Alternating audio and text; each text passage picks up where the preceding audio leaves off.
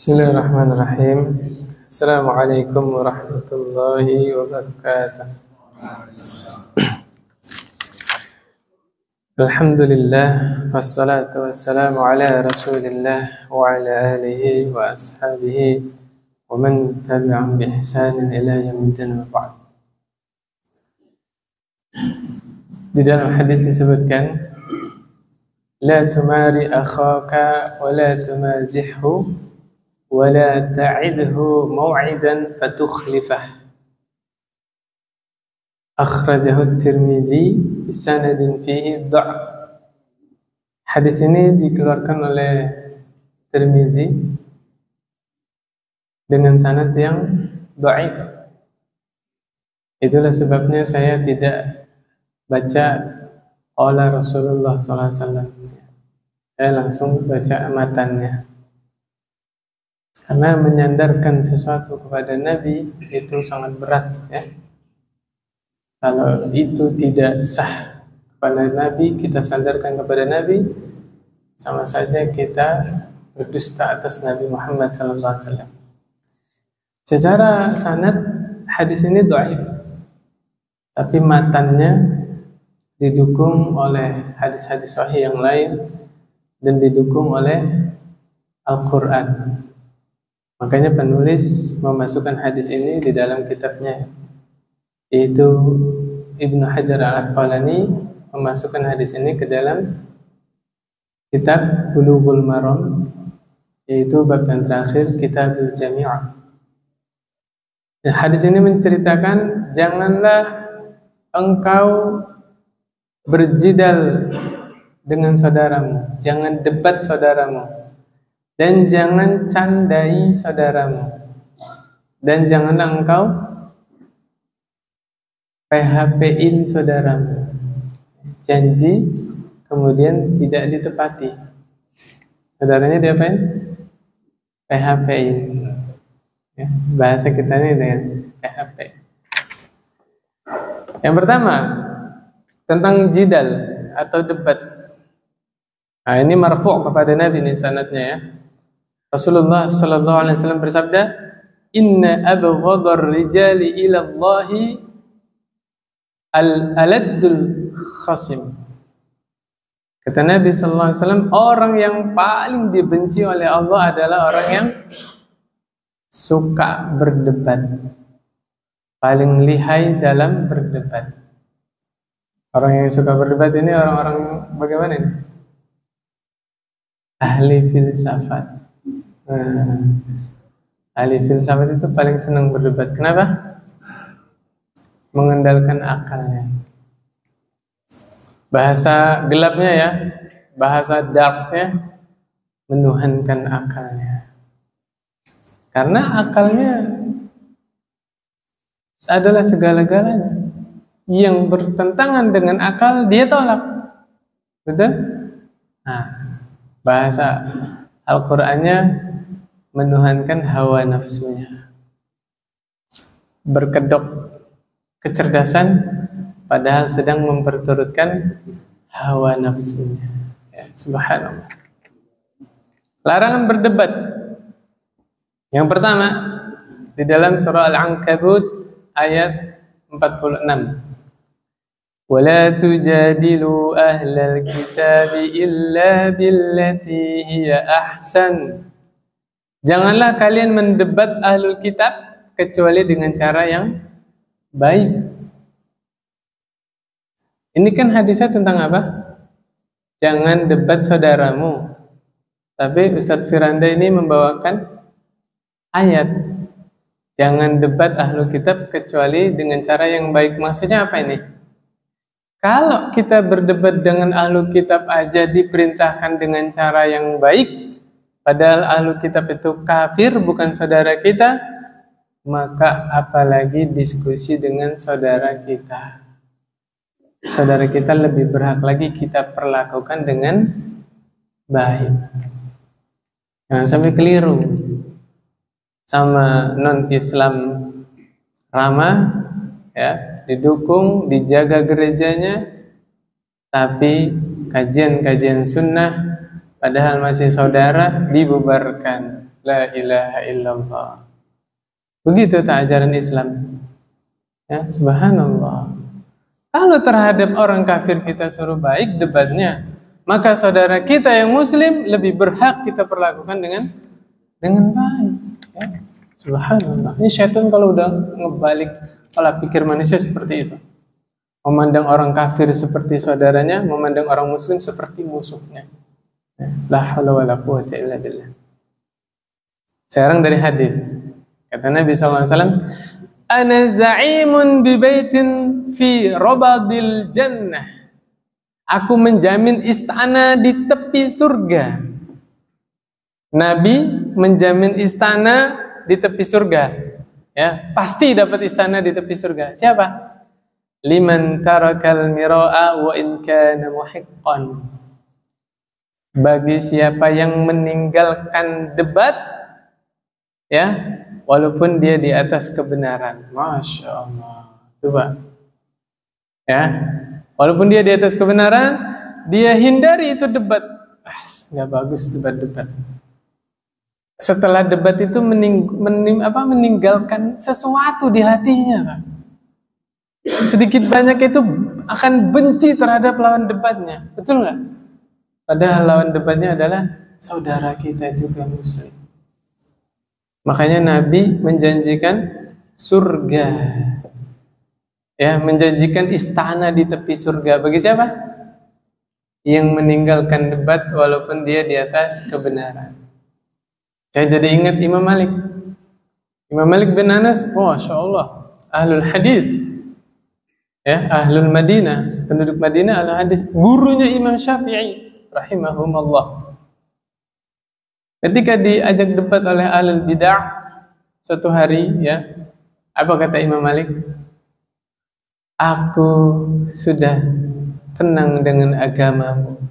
Kalau engkau masih mencari agamamu, cari sendiri. Subhanallah. Ya, kadang-kadang kita sudah ngaji rutin, babnya itu tertib belajarnya, hati tenang nih ibadah. Tapi lemahnya akal kita, kemudian kita sok-sokan debat, lawan debat kita lebih cerdas. Syubhat masuk, Pak. Akhirnya kita jadi ragu-ragu.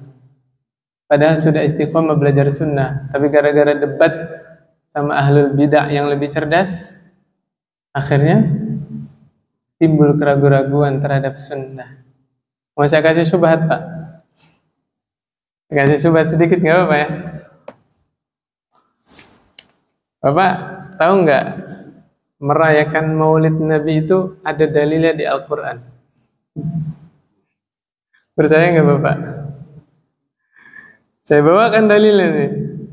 Ya, subhanallah, saya nonton surah Yunus ayat 58. Al-Quran yang dibawa, Pak. Untuk apa? Muludan. Ya. Kita diskusi secara sehat, nggak ada debat-debatan. Kan saya doang yang ngomong di sini kan. Kecuali jawabannya ikut ngomong baru debat namanya ya. Kata ini ya, penceramah ini, Qul bifadlillahi wa birahmatih. Allah berfirman, katakanlah wahai Muhammad, dengan karunia Allah, dengan rahmat Allah, fabidzalika falyafrahu. Dengan karunia Allah, dengan rahmat Allah, maka bergembiralah. Tuh, Allah yang perintahin. Maka dengan semangatnya, karunia mana yang lebih besar daripada lahirnya Nabi Muhammad SAW? Wes, keren ya, Pak?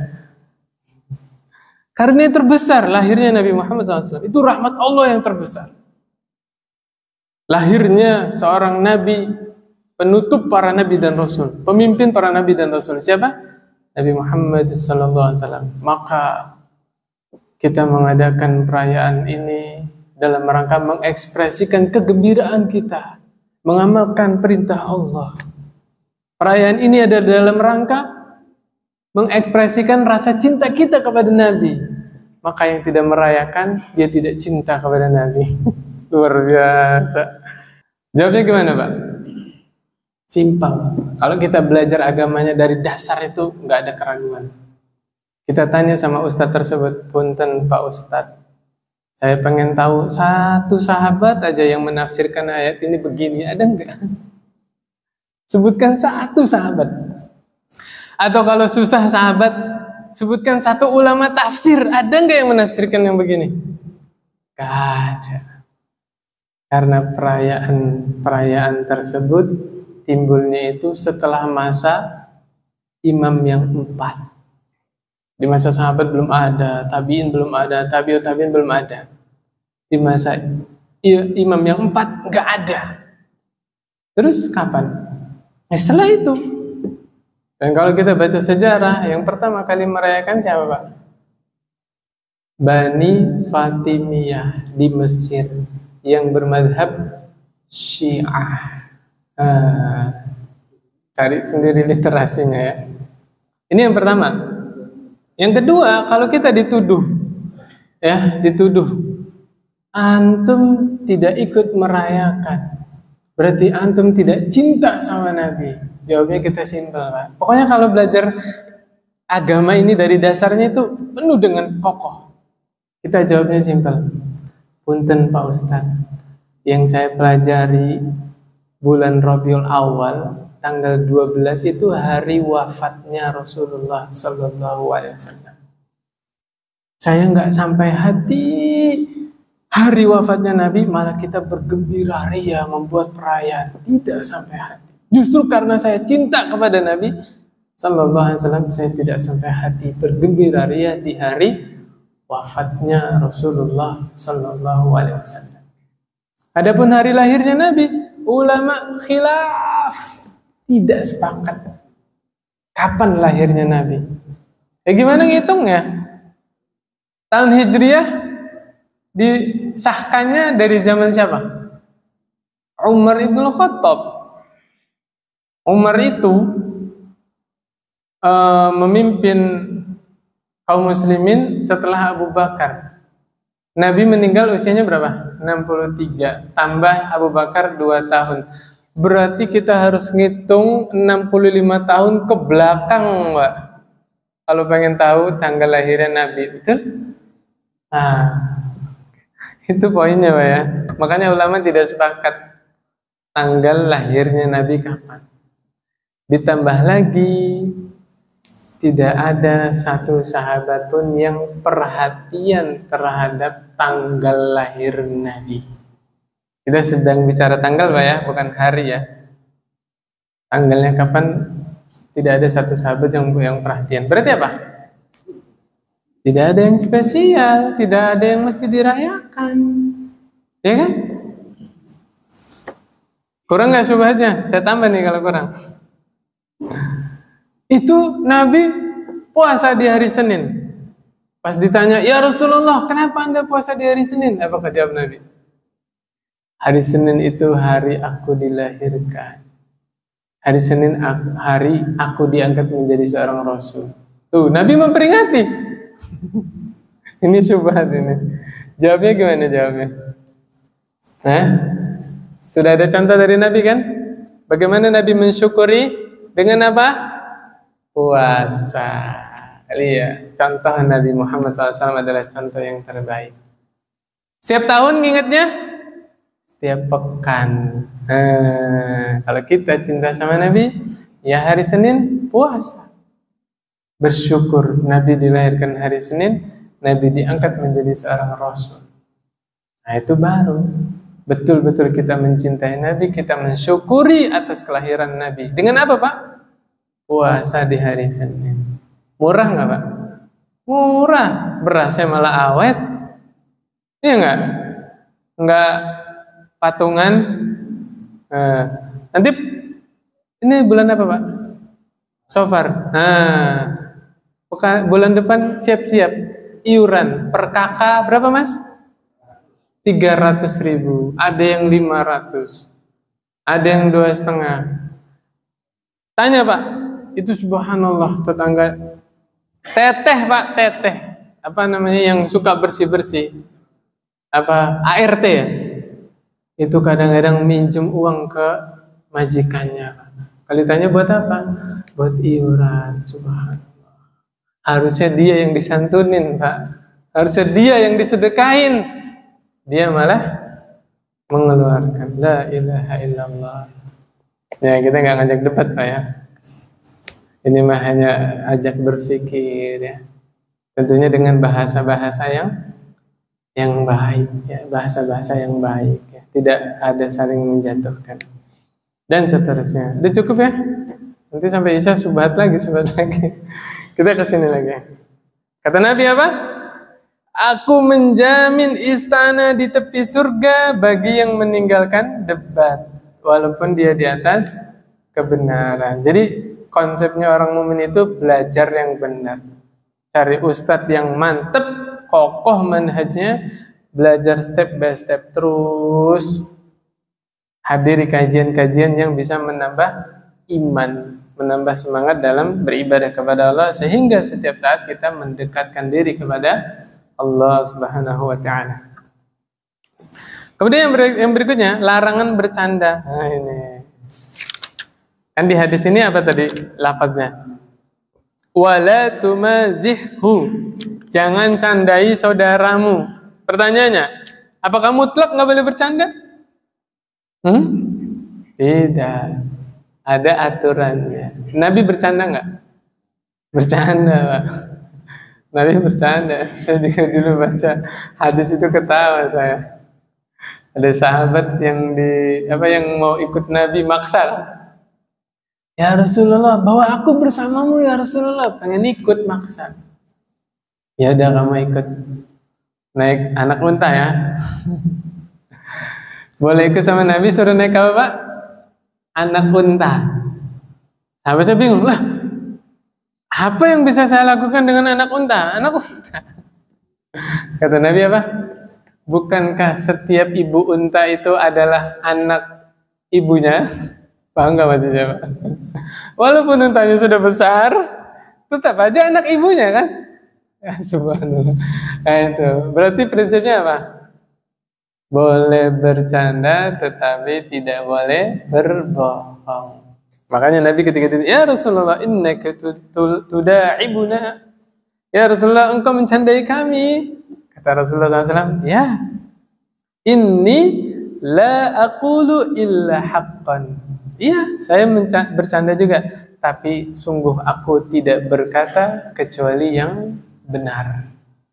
Jadi boleh bercanda. Prinsipnya apa tadi? Hindari berbohong. Gak boleh. Stand up comedy gimana itu? Boleh nggak itu? Ya lihat dusta apa enggak isinya, gitu kan? Dusta apa enggak? Tapi kayaknya kalau jujur 5 menit nggak ada yang ketawa nanti, kan? Akhirnya dipaksain disisipkan kebohongan-kebohongannya, subhanallah. Ini yang pertama prinsipnya, tidak boleh berdusta.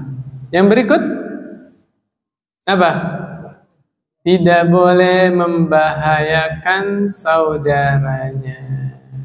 Biasa kalau lihat di konten-konten prank, tahu prank Pak? Subhanallah itu Pak, sampai ada yang meninggal. Ada ketua OSIS atau siapa, pokoknya anak masih sekolah itu. Ulang tahun itu dilempar ke kolam, ada yang kesetrum, ada yang ternyata dia nggak bisa berenang. Allah Akbar, membahayakan nyawa Pak. Itu kalau di dalam Islam ada hukumannya tuh Pak. Pembunuhan seperti disengaja. Karena ngelemparnya kan sengaja. Tidak ada niat membunuh kan? Tuh, hati-hati. Ada hukumannya itu kalau di dalam Islam. Nah, maksud saya, ayo para bapak, para orang tua, arahkan anak-anak kita. Nah, boleh bercanda tapi jangan membahayakan temanmu. Kenapa? Prinsipnya bercanda itu kan ingin membahagiakan teman, ingin membuat temannya senyum, betul? Ingin membuat temannya ketawa. Bagaimana bisa ketawa kalau temannya dibahayain? Mainan pintu tutup-tutup, kejepit kepalanya, darahan, ada kan? Iya. Nah ini nasihati anak-anak kita. Setiap berangkat sekolah, nah ingat ya, hati-hati, jangan main yang membahayakan temannya. Bercanda itu engkau membuat temanmu bahagia, tertawa, senyum, bukan malah mencelakai. Orang mau duduk gak boleh ditarik kursinya ada yang jatuh, nggak bisa bangun lagi Pak, kena tulang ekor itu. Allah Akbar. Kasih tahu, ya.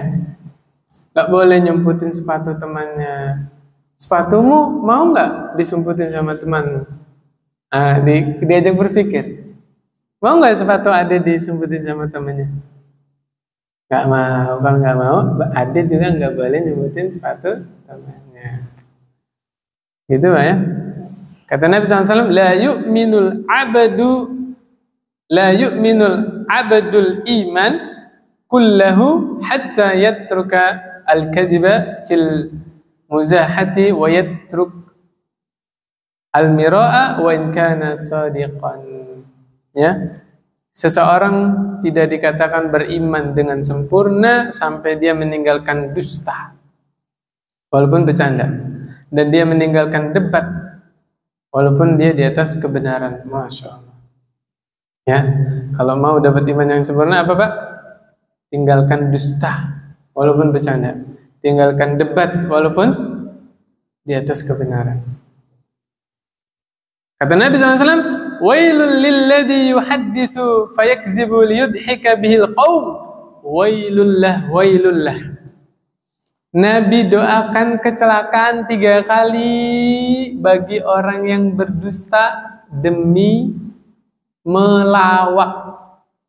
Kata Nabi SAW, celakalah bagi orang yang berbicara, dia sengaja berdusta hanya karena supaya suatu kaum tertawa. Celakalah dia. Subhanallah. Sudah dibahas Pak. Begitu lengkapnya syariat Islam. La ilaha illallah. Yang terakhir nih Pak, tentang bercanda ya. La tuksirud duhaq fa inna kasratad duhaq tumitul qalba. Jangan memperbanyak ketawa, karena terlalu banyak ketawa bisa mematikan hati. Ya, subhanallah, bukan keras lagi Pak, mati hatinya. Nah, jadi Islam itu mengatur ketawa boleh, bercanda boleh, hanya sebagai selingan, bukan inti dari kehidupan, bukan Pak. Ada orang dari pagi sampai malam, ya yang dipikirkan ketawa aja. Bener gak sih Pak? Kalau lihat YouTube, cari kontennya yang hiburan terus ketawa, ya nggak Pak? Mati hatinya Pak. La haula wala quwwata illa billah, ya. Saking mati hatinya Pak, melihat saudara kita di Palestina di genosida, ketawa mereka. Ada nggak Pak? Ada. Bikin konten kan, menertawakan saudara-saudara kita, menertawakan kita-kita yang memboikot produk Yahudi, ya nggak? La ilaha illallah, hatinya sudah mati. Shadaqa Rasulullah SAW, Nabi Muhammad SAW telah berkata benar, kebanyakan ketawa akan mematikan hati. La ilaha illallah. Dan terjadi itu Pak. Nah yang terakhir, menyelisihi janji. Kenapa Pak? Ingkar janji itu salah satu sifat munafik. Masih ingat nggak hadisnya? Masih ingat apa masih lupa? Masih lupa. Ayatul munafiqi salatun. Tanda-tanda orang munafik ada 3. Idza haddatsa kadzaba, wa idza wa'ada akhlafa, wa idza tumina khana. Tanda-tanda orang munafik itu ada 3. Apabila berkata dusta, apabila berjanji ingkar, apabila diberi amanah khianat. Dusta, ingkar janji, khianat. Jangan sampai tanpa sadar orang tua mengajarkan ingkar kepada anaknya. Kadang-kadang orang tua nyepelin nih.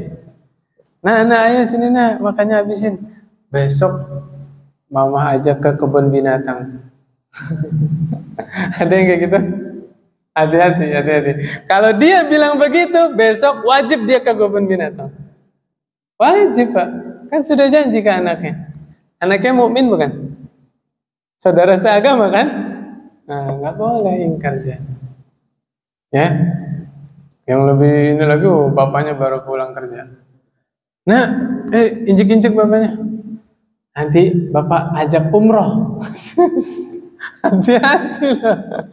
Ya, janji sama anaknya itu janji yang bisa kita realisasikan. Ya, beli permen, ya, apalagi.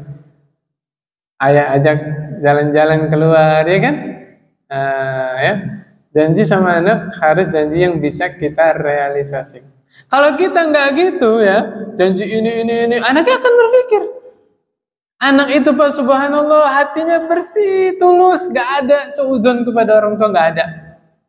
Makanya omongan orang dewasa itu ditelan mentah-mentah kan? Dia percaya Pak. Ada orang dewasa nih melototin anak kecil. Saya telan kamu. Takut itu anak kecil. Bener nggak Pak? Saya telan kamu. Lari itu anak kecil. Ya. Karena anak kecil itu hatinya bersih, nggak ada suudzon itu. Subhanallah. Hatinya bener ya Pak ya? Digituin takut anak kecil. Subhanallah ya. La ilaha illallah. Suka nakut-nakutin bibirnya gini. Sunat nih. Bener nggak Pak? Terus dia beneran nyunat nggak? Ya kalau dia nggak bisa nyunat, biayain sunat. Ayo, yang kemarin dulu anak orang dewasa ya, bener nggak sih? Sunat nih, bohong juga itu. Subhanallah, hati-hati ya. Pokoknya usahakan kita hindari yang namanya dusta. Kalau janji sama anak ya, ngancem sama anak juga, itu jangan sampai yang kita nggak bisa merealisasikan. Terus kalau kita udah jangan ngancam anak yang berbahaya gitu, gimana? Oh mandi, kalau nggak mandi bapak tendang nanti. Terus ditenang beneran? Kalau nggak nendang dosa berarti apa? Dusta berarti? Nggak gitu caranya. Nanti ada bab di kitab tauhid itu anjuran melanggar sumpah karena ada yang lebih maslahat. Akhirnya sumpahnya itu dibayar kafarat. Ini namanya muslim bijak ini. Ya. Anjuran melanggar sumpah karena ada sesuatu yang lebih maslahat. Terus sumpahnya gimana? Bayar kafarat. Tidak nendang anak lebih maslahat Pak ya? Berarti nggak boleh ditendang anaknya. Mendingan bapak bayar kafarat. Kafaratnya apa? Puasa 3 hari Pak. Loh iya, Islam itu begini Pak, biar kita tidak bermudah-mudahan. Tidak bermudah-mudahan janji, tidak bermudah-mudahan sumpah. Sebenarnya sebelum puasa 3 hari ada pilihan. Merdekakan budak. Kan budak nggak ada kan? Kasih makan ke 10 orang Pak. Atau kasih pakaian ke 10 orang. Kalau bapak nggak sanggup kasih makan ke 10 orang, ya puasa 3 hari. Akhirnya kan mikir kita, aduh, lain kali ngomongnya hati-hati lah. Jangan sembarang, ya nggak Pak? Itu indahnya Islam seperti itu Pak. Subhanallah. Puasanya nggak mesti berturut-turut, pokoknya 3 hari puasa. Kasih makan 10 orang miskin, punya 130.000, ada nasi padang paket 13.000. Iya nggak Pak? Iya. Warteg juga dapat aja 13.000 ya. Beli 10 bungkus, bagikan ke orang miskin. Jangan ke tetangga Pak ya. Tetangganya punya Pajero, baginya ke orang miskin. Subhanallah. Udah selesai Pak. Larangan menyelisihi janji, nggak boleh menyelisihi janji. Ala kulli hal, kita berusaha berkata jujur ya dalam keadaan apapun. Ya, ke istri, ke mana? Anak ya, kalau ibu-ibu ke suaminya dan seterusnya. Gimana kalau bohongnya itu demi menyenangkan hati istri? Ini ada bahasan juga ya. Gimana? Bapak jujur malah sakit hati, istrinya gimana? Ayo. Misalnya istrinya udah nyariin baju buat bapak, seharian itu nyarinya sampai capek, pegel. Ya. Ternyata norak coraknya, suaminya nggak suka gitu. Itu bapak pakai, gimana mas, seneng nggak? Ih, baju apa ini? Ketinggalan zaman, nggak suka. Sakit hati nggak istrinya? Sakit hati lah. Istrinya lupa lagi kalau suaminya laki-laki. Coraknya itu bunga kembang-kembang. Gimana ya, Pak? Laraping lagi, Allahu Akbar, la ilaha illallah. Maka dijaga perasaan istrinya pas pakai. Iya, masya Allah, saya suka. Kamu pinter ya kalau milih baju. Dipuji dulu Pak, dipuji. Habis itu nanti bajunya disimpan. Istrinya nyari di mana, nggak tahu. Pokoknya disimpan aja. Misalnya nggak tahu saya juga gitu.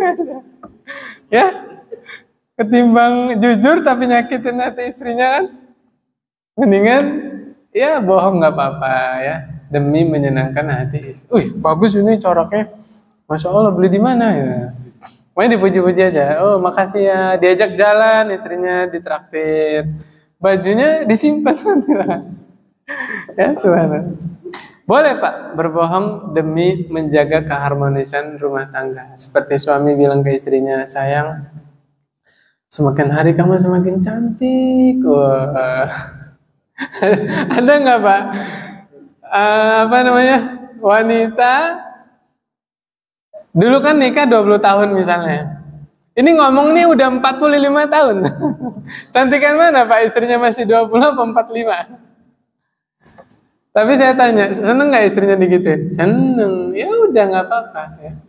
Masya Allah, saya itu bersyukur nikah sama apa? Manggil istrinya apa nih?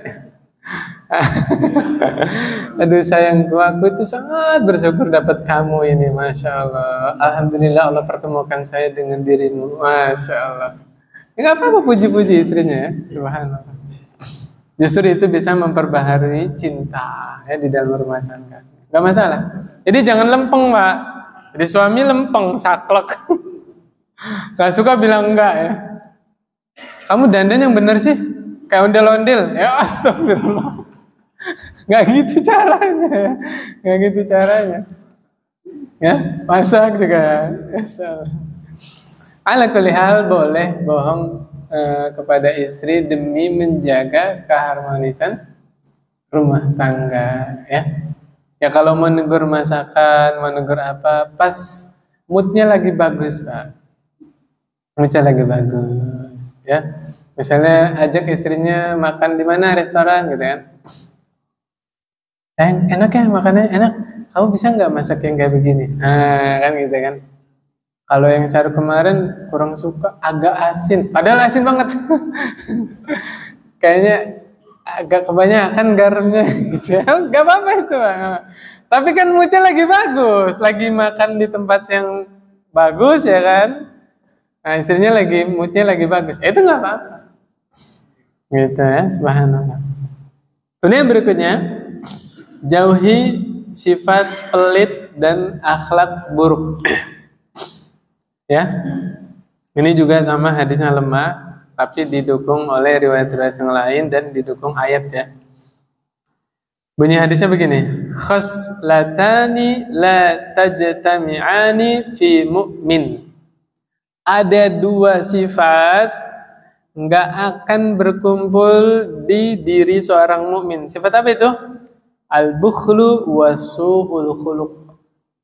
Pelit dan akhlak yang buruk.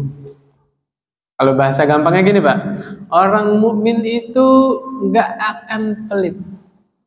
Kenapa Pak? Dia beriman, Allah akan membalas. Sampai Allah bahasakan di dalam surah At-Taghabun itu bahasanya Pak, pinjem. Itu qaridullaha qardan hasanan yudha'ifu lakum wa yaghfir lakum wallahu syakurun halim. Jika kalian memberikan pinjaman kepada Allah dengan pinjaman yang baik, Allah akan melipat gandakan balasannya dan Allah akan mengampuni dosa-dosa kalian. Sesungguhnya Allah itu syakurun halim. Allah Maha berterima kasih, Allah Maha santun. Maha berterima kasihnya mana? melipat gandakan sedekah, dan mengampuni dosa-dosa. Itu mah berterima kasih. Santunnya mana? Bahasa Allah yang tinggi levelnya. Padahal harta yang kita miliki semuanya, sekarang ini, selamanya, seluruhnya, milik Allah. Allah mau ngambil harta kita kapan saja, berapa aja, terserah Allah. Itu milik Allah, Pak. Tapi ketika Allah menganjurkan sedekah, Allah pakai bahasa apa? Pinjam. Allah, begitu santunnya bahasa Allah. Jika engkau meminjamkan kepada Allah dengan pinjaman yang baik, ini perintah tentang apa, Pak? Sedekah. Tapi Allah pakai bahasa apa? Pinjam. Saya tanya, Pak, Allah kalau pinjam dikembaliin nggak? Pasti. Pasti. Karena Allah tidak pernah mengecewakan hamba-hambanya. Subhanallah. Makanya betul, seorang mukmin tidak mungkin pelit. Subhanallah. Ya kita apa sih yang kita pikirin? Hari ini ada buat makan, Masya Allah buat besok juga ada kan? Apa salahnya kita berbagi? Iya nggak? Apalagi saudara kita lagi butuh bantuan. Buat beli beras, Pak. Astagfirullahaladzim. Hari begini ada orang yang nggak bisa beli beras. Subhanallah, luar biasa. Kita bisa bantu, apa salahnya? Ya kan? Subhanallah. Makanya betul, orang mukmin tidak akan pelit. Tapi ada nggak orang Islam yang pelit? Ada nggak, Pak? Ya berarti imannya belum sempurna. Ya kan? Takut miskin kan? Takut berkurang rezeki dia kan? Padahal rezeki kita itu, ya kalau nggak habis hari ini paling sampai besok doang. Bisa jamin lusa masih hidup? Belum tentu. Iya kan? Belum tentu, Pak. Subhanallah. Kemudian berikutnya, orang mukmin itu akhlaknya baik, Pak. Ya. Orang mukmin itu baik-baik apanya? Baik lisannya, tidak menyakiti orang lain, baik akhlaknya. Kata Nabi SAW, Al-muslimu man salima al-muslimuna min lisanihi wa yadihi. Muslim itu bagaimana karakternya? Kaum muslimin yang lain selamat dari lisannya, selamat dari tangannya. Berarti orang muslim itu lisannya tidak mengganggu orang lain, tangannya tidak mengganggu orang lain. Jadi subhanallah, di dalam riwayat yang lain Rasulullah SAW pernah bersabda, "Wala yajtami'u asy-syuh wal iman fi qalbi 'abdin abadan." Tidak akan bersatu pelit dan iman di dalam hati seorang hamba selamanya. Tidak akan bersatu. Ini dalilnya kalau nggak salah Al-Hasyr ayat 9. Takut saya salah menyebutkan ayatnya ya. Nanti dikoreksi aja. Kata Allah Subhanahu wa taala, "Wa may yuqa syuhha nafsihi fa ulaika humul muflihun." Kalau nggak salah di At-Taghabun juga ada. Barang siapa yang Allah jaga dari sifat bakhil, sifat pelit, nih Allah jaga nih orang ini jadi nggak pelit, maka mereka adalah orang-orang yang beruntung, muflihun, sukses. Berarti lawannya apa, Pak? Yang pelit nggak beruntung. Ini kan kembali ke orang awam, memahaminya gimana orang awam? Pelit pangkal kaya katanya. Iya nggak sih, Pak? Dia nggak bantu saudaranya biar kaya kan? Dibantah oleh Allah. Justru orang yang tidak pelit dia orang-orang yang beruntung. Logikanya gimana, Pak? Saya tanya, Pak, orang pelit ada yang suka sama dia? Hah?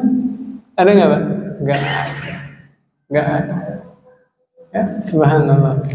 Orang berteduh di samping rumahnya aja kan biasanya kalau kaca jendela ada ininya ya, diusir sama dia. Allah Akbar. Saking pelit.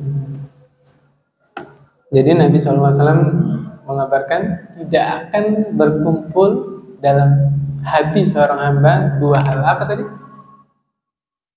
pelit dan iman itu. Kenapa? Bapak tahu nggak rahasianya? Sedekah itu bahasa Arabnya sodakoh, sodakotun. Berasal dari apa, Pak? Sodakoh, sidqu artinya apa? Membenarkan, tasdik, pembenaran. Iman seseorang itu sudah teruji pasti benarnya, jujurnya kalau dia sudah mengeluarkan sedekah. Kenapa? Dia tidak ada keraguan akan diganti oleh Allah. Kan sering saya sampaikan di sini. Apa namanya? Bapak kalau punya uang 10 juta, yang 100.000 diinfakkan. Ya, sisa berapa, Pak? 9.900.000. Malamnya meninggal. Saya tanya, harta Bapak yang 9.900.000 atau yang 100.000? 100.000. Teorinya gampang, paham semua. Prakteknya gimana, Pak? Yang 100.000 itu yang kita bawa sampai hadapan Allah, Pak. 9.900.000. Kalau Allah berkahi, ya keluarganya itu jadi baik, rukun. Tapi kalau Allah tidak berkahi, rebutan itu, Pak. Berantem itu keluarganya. Ya ini contoh kecil aja, simpel ya. Kalau mau dirubah 9 miliar juga nggak apa-apa, rubah aja.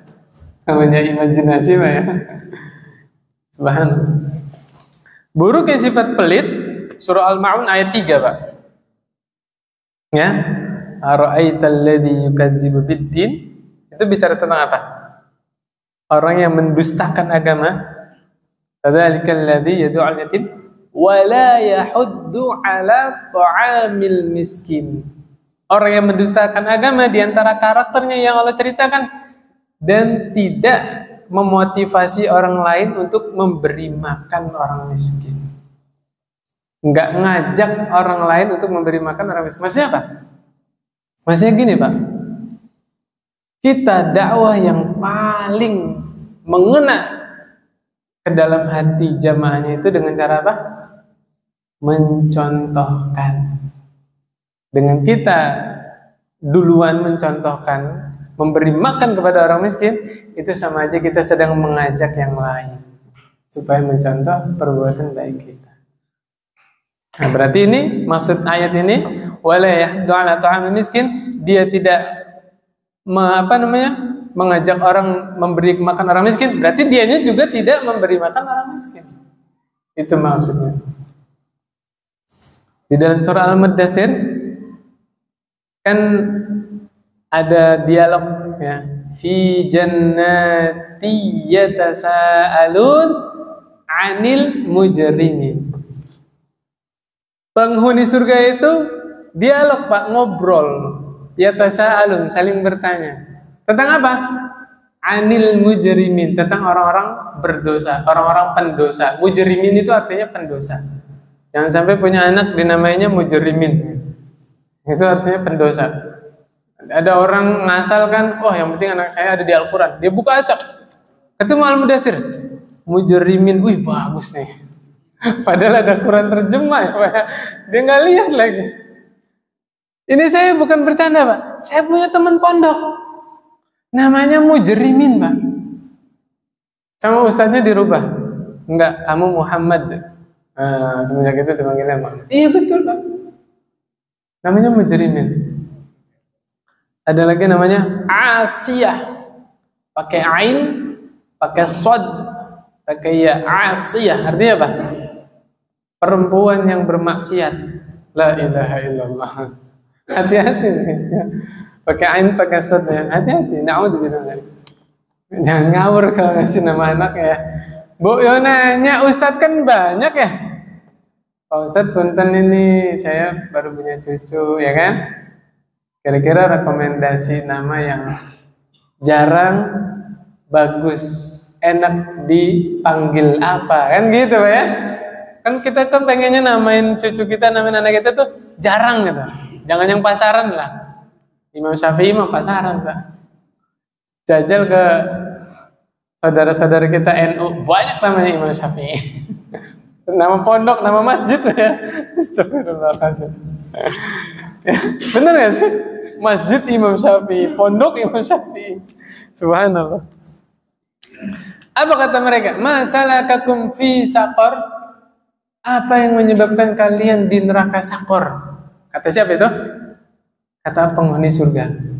Qalu lam naku minal musalli. Apa sebabnya Pak masuk neraka Sakor? Dulu kami di dunia tidak sholat. Walam naku nut'imul miskin. Dulu kami di dunia tidak kasih makan orang miskin. La haula wala quwwata illa billah. Jadi ancaman pelit itu nggak main-main. Apa Pak? Sakor. Neraka Sakor. La haula wala quwwata illa billah. Ya?